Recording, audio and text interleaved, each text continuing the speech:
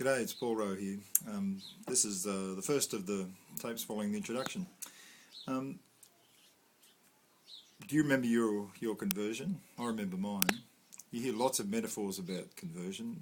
A lot of the time it seems to be a crisis. You know, you have to have some sort of dramatic experience, and that can be very disconcerting if you haven't had a dramatic experience. So what do you do with that?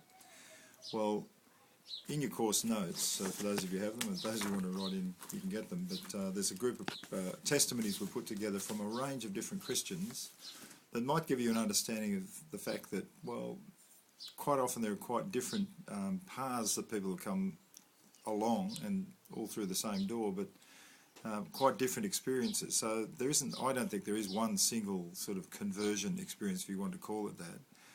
And even if you look in the Gospels, you think of, I want you to maybe a little research yourself, just glance through one of the Gospels and see how many metaphors Jesus uses for conversion. Be quite a few. Born again is one, but there's lots of others about opening doors, knocking, seeking, journeying, growing crops, all sorts of things that Jesus talked about this journey into faith in the kingdom of God. So I want you to sort of think about the crisis model. I don't really believe that everybody has to have a crisis. Sometimes there is, sometimes it comes a little later, sometimes there are the highs and lows. But think carefully about your own experience, and later we're going to get, as part of your assignment, is to sort of track your own spiritual journey. And you could even, I think, as I said, go through the Gospels and look at the kinds of doors that Jesus opens to the idea of conversion. And the testimonies that we've got here from people like William Wilberforce, or it might be from a Hindu or a Muslim, or all sorts of different ways that people come to faith. So think about that carefully, and think about examining in your own heart, your own journey. And maybe one of the things I like to do when I'm meeting people, particularly Christians who've been on the path a while, is to ask them about their journey. How did you become a Christian?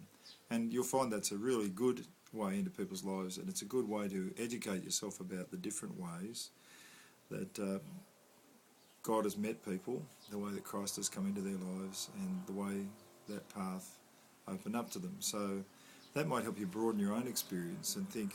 It gives you a sort of balance. Sometimes people get very stressed because, you know, I was brought up in a Christian home and I haven't had a great dramatic conversion out of drugs or something like that.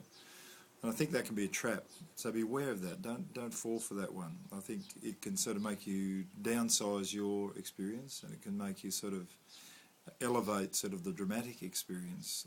And I think that can be unhealthy at times. So I want you to develop a really healthy, clear perception of what it means to be converted.